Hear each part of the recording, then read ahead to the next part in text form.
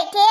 हाँ हो हमार बड़की जीजी आवा जल्दी जल्दी अलुआ छिलाई लिया चटका है जल्दी हो जाई नहीं तो जल्दी बाटू बूढ़ा केतना गुस्सा के मारे लाल पियर भइली बाटी बोलती बाटी सब का सीवनवा में गेहूं काटी गए हमरे कहिए कटी ए बड़की जीजी आवा चला जल्दी जल्दी बनाई के खाए के तब चला ले जाई। बूढ़ा का बनाई बाटी ने अभी इतना गर्मी आई गेल बा चूल्हा के आगे सहाबा नहीं करती आ चूल्हा पे खाना बनावे भिड़ाई दी तो टाइम लगी जाई। ए बड़की जीजी तहा लगन के का बुझाला तहा लगन त चूल्हिया से दूरे दूरे रहलू चूल्हिया के तहीर के हमही के बैठे के पाराला हमारे जियरा से पूछा कि हमें कितना गर्मी बुझाले कैसे बना दखिना या का 2 महीना जल्दिया गैस भरवाई के मंगाई बे। हां गेहूं दाई के भूसा बेच के गैस आई जाई। चूल्हा का आग ना सहाई बलमा हमें हीटर मंगाए दे चूल्हा के आग ना सहाई बलमा हमें गैस ले आए दे। हां चूल्हा के आग ना सहाई बलमा हमें हीटर ले आए दे चूल्हा के आग ना सहाई बलमा हमें ले आए दे। हीटर के देख मोरा सासू मम्मी जला तू है हीटर के देख मोरा सासू मम्मी जला तू है। हां हीटर के देख मोरा सासू मम्मी जला तू है हां हीटर के देख मोरा सासू मम्मी जला तू है। चूल्हा के आग ना सहाई बलमा हमें हीटर मंगाए दे चूल्हा के आग ना सहाई बलमा हमें हीटर मंगाए दे चूल्हा के आग ना सहाई बलमा हमें हीटर मंगाए दे चूल्हा के आग ना सहाई बलमा हमें हीटर मंगाए दे। हेलो हाय अम्मा बड़े मोके फोन कर देहली। हाय अम्मा का बताई अम्मा नहीं अम्मा रुकी जो 2-4 दिन रुकी जो आवता बाती हमें कैसो काटी दाई के का धैले घरा में नहीं तो बूढ़ा जिया नहीं दी है। अरे अम्मा यही दोनों मरते और निया है पे बाद में बाती आई बे कैसे। अरे अम्मा कैसे हम छोड़ के दुल्हन के भरोसे चली आई अपने खेतिया बारिया। हाँ अम्मा ज्यादा खटा बनाई नेहन से खटवाई भाई अम्मा। हाँ वही में हाथ लगौले रहबे अपन जंगरा बचावले रहबे अम्मा आई बहा का कटाई दवाई बे आ नहीं ती अम्मा हमारे बूढ़ा के ना फोन कई के बीमारी का बहाना अब बलाई ली हमारी अम्मा आई बहा का कटवाई दवाई के धाई बिहा के कटल पीटल करी। अच्छा ठीक है बा हमारे मां ठीक है तब रुकल रहे 2-4 दिन। का हो बारे की जीजी के का ना फोन आई गल बा इतना खुसुर फुसुर बतियावती हऊ ज्यादा खिना जीजी नहीं देखती है बड़ी की जीजी का अम्मा है नी अरे कौन पराई बियट बाती बतियावती होई है। हे अम्मा रखा तो बाटी नहीं तो हमारे दोनों देवरानियन का पेट फूला लागी कि अपनी अम्मा से कहा बड़ी की जीजी खुसुर फुसुर बतियावती बाटी नी। हाय अम्मा हाय अबे ने खाना बनवावत बाटी। अरे अम्मा जानती बाटी आजकल के हाँ जब तक ना हाथ लगावा तब तक कहाँ खाना मिले वाला बाय। हाँ अम्मा ठीक है बाय जाता बाटी बना खाई के जाते गेहूं काटे। हाँ अम्मा अब गेहूं काट के तब बाती होई तू हमार बड़की जीजी काने में बहटियावा खातिर नंबर 1 का मेहरारू बाटू। हाँ जब कौन काम हवाई देब ते अपनी अम्मा से लगबू बती कहिया छाटे कोहा भतार काटी लगन अब हमें अपनी अम्मा से बतियावा खालिन तो हल लगन से परमिशन लेब कि हमें अपनी अम्मा से बतियाई बे। नाराज काहे होती है हमार बड़की जीजी मजाक करत बाटी कवन फुरका हुआ करत बाटी इतने तेज से गरमाई गइलू। अच्छा तब ठीक है बा कौनो बाती नहीं हम सोचे फुरका हुआ कहती बाटी। अरे मोरे अम्मा बड़की अम्मा रे ललका चाची गजब होई गयल हाय रे मोरे मैया गजब होई गल बहुत गजब होई गल। का बताई बड़की जीजी यही लड़का से हमार जीव कचुआई गल बा मन कराला 2-3 छापड़ी खींच के देई दिमाग ठंडा हो जाए जौन कपारे पे बुखार चढ़ल रहला कुल एक छापड़ी में उतारी लेई। हां नहीं ते जाई खेल के मारी मरौझा कई के आई त जवान नाटक लगाई हमारे जियारा शुरू की गल की दादा का होई गल मन का 2-3 हाथ मारी गिर जा। अरे बाकी अम्मा बहुत गजब होई गल ललका चाची बहुत गजब होई गल हमारे बतिया के हमारी अम्मा समझती काहे नहीं बाती अपने हमारे अम्मा। अरे मोरे अम्मा रे अम्मा का भाई लिए कालुआ अरे बोला बे कि खाली रोइबे गइबे करबे जब तक बोलबे बताइबे नहीं तब तक हमने का समझ पाइबे तनी बोल का भाई का गजब होई गयल लागत बा हमार बड़की जीजी गांव मन के हमारी मुराई गल के गुजरी गयल उहे कालुआ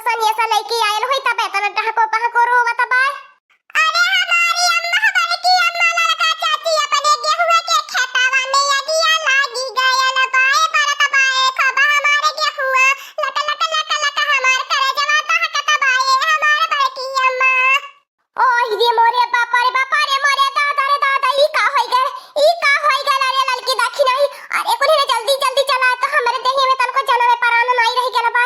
हाय रे मोरे दादा दादा ई कैसन गजब होई गए। अरे दादा दादा बूढ़ा जिए नहीं दी है लड़की देखी नहीं पहुंचा कुनी पहले जल्दी से गेहूं के खेतवा में बाड़िया है भैया बहनी लोगन काटा पेटे से छुट्टी मिलल।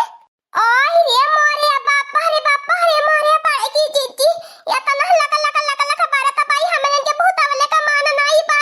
अरे हमार बाई की जीजी गौवा वालन के गोहरावा तो हाई पंचन के। अरे तो हाई पंचो की गजब होई गयल। हाय हमरे गेहुआ के खेतवा में आग लगल। अरे मोरे दादा दादा ला जल्दी आई जा अब की हमने का खा जियब। काये गौवा वाले कहां चली गयल बाटा। रे मोरे बापा रे बापा जुटिया बतावरिया वही धरिया नहीं आवा देखा कैसे ई कानी का बना फतरा काटी हमरे गेहुआ के खेतवा में अगिया लगाई गई। अरे मोरे बापा रे बापा दहाई पंचो की। हाय रे गेहूं के हम कनवा के नवजिया नहीं जाती बाका। ए बाकी अम्मा दमकल बना यहाँ तो बल्टी पानी मरले से नहीं फूटा वाली आगी बाटा। ओह रे मोरे बापा ई का होई गेल हमरे खेतिया में अब की कवन भूल चूकी भइली हमारी तनी मेहनतिया पानी में मिरी गई। अरे मोरे बापा रे बापा गांव वाले भैया जुट गई ना आई अपन नाटक अब जारी करी। हट जा हमारी अम्मा हट जा सामने से आज हम हुई अपने खेती के साथे कूद के जर के राख होई जब हमारे खेती जा जाता नहीं तो हमरे जियले कवन फायदा बा। ए अम्मा अब हमें में कूद जा अब हम जिया बनाई। जब हमारे गेहूं जरी जाता बा तो हम जी के का करब आ खाब का जिया बता। भतार काटियो लगन नौटंकी डरामा में चूरी बाटू पहले नहीं हरे के कटवाई बु तब ससुरे के कटबू जा नहीं हरे काटिया वही नहीं हरवा से मंगा भतार काटियो लगन अब खा जी हा। कहिए से चिल्लाते थक गई निनिया लेकिन तो भतार काटियो लगन नहीं हरे भागी नहीं हरे का सही तसी संभालती रहलू है। ए बूढ़ा जवानी आगे बाबा के देखा झगड़ा तकरार बाद में करी है पहले भूतावे के इंतजाम करा जब थोड़ी डठवा खड़ा लौका तो बहु तन किले में सुलूक के राखी हो जाई।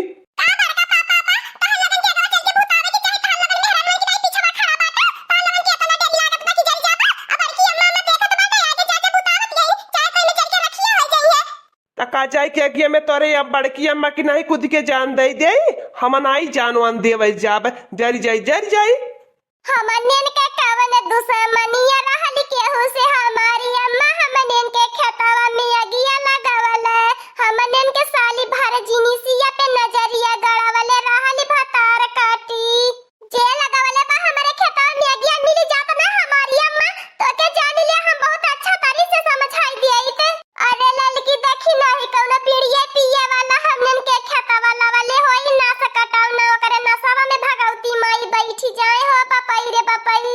अरे बुढ़ाऊ जाता ना हमारे गेहुआ जरा तपावता ना हमारे करे जवाब फाटता बा हम का करी। अरे दादा दादा हमारे ते को कुछ समझिए में नहीं आवत बा देखत है कैसे लक बारत बा ई दो चार बाल्टी पानी नौले से का होवे वाला बुढ़ाऊ आगी भूती दो चार बाल्टी पानी से। अरे अम्मा इतना तगड़ से आग लागल बा दमकलिया वाले सारे नहीं आवे कहत बाटे इतना तगड़ आगे हम लोग नहीं बुझा पाइब। अरे बाड़ू जने जयगिया नहीं बुझे तैसे धैले पकड़ ले पूरा गौवा आज समसान पड़ी जाई पूरा गौवा में आग लगी जाई पूरा गौवा जर के राखी हो जाई। देखा पूरा गौवा वाली आगिया बढ़त जाती बा लक जुटी खाली सुखे बनवारी यार बटा तमाशा देखे नहीं के आगिया फुताई। करे मटका नवा भैंसिया हाथी नंदा नवा नहीं हरे के गेहूं नहीं कटवौले पिटवौले होती अपने यहाँ का गेहूं काट पीटी दाई के धाई ले होती तो कहाँ से आगी लागती। ए झिनकुआ पापा हमें अंतरामी है का जान थोड़ी रानी के गेहूं के खेत में हमरे आग लगी जाई। हम तो सोचनी कि आराम से काटे पीटी कवनिया का ताई धाई ले पाए। ए बड़की जीजी सारी गलती हम ही तीनों जन का सब निकारी त का कल जाई चल यही गेहूं के खेते में जरा तो परल जाई हमनो। पागल नहीं बना कुलीन बुढ़िया बाटिनी अब इनका दिमाग सही नहीं बूढ़ा कबाए नहीं देखत बाटा इतना अपने अखिया के समन में गेहूं जरा देखत पगलाती है बड़ी मेहनत बेचारी बुढ़िया करे रही है ठंडी पाला में आया निराए रही है। ए बाबा बड़ी मेहनतिया तो हमनो कइले रहनी है बका हमने बताई आज हमने इनका पूरा अरमन में जरा तबाए देखती हो कैसे पूरा 50 बीघा का पलटावा जर के राख होई गेल पूरा 50 बीघा हो के गेहूं जर के राख होई गेल ये बचल बा 2-3 बिस्सा अब बती हो 1 मिनट में जर के राख हो जाई नहीं बुतिया गया तो। ए मोटका कहवा हटुआ बल्ला पट्टी मार दे ना तो मुँह छाउसी जाई जो नहीं मुँह पे एक बड़ा घमंड करैली। हाँ जेने गिया रही तो बहुत गेहूं आई। चला लड़की देखी नहीं अम्मा पीछे हटी चला सब जने। अब दमकलिया आई तो भूत आई हमन के पास का नहीं बा असही ने हमारे अम्मा जी ने गिया रही तो बहुत गेहूं आई। हाँ दोस्तों आज का कार्टून कॉमेडी वीडियो यहीं तक था। आगे का कार्टून कॉमेडी वीडियो देखने के लिए हमारे चैनल को सब्सक्राइब करिए। हमारे चैनल का नाम है दीदी कार्टून ऑफिसर। और हाँ दोस्तों हमारे वीडियो को ज्यादा से ज्यादा शेयर करें, लाइक करें, बेल आइकन को दबाना मत भूलिएगा, सब्सक्राइब करना तो बिल्कुल मत भूलिएगा। और हमारी कार्टून कॉमेडी वीडियो देखने के लिए आप सभी को धन्यवाद।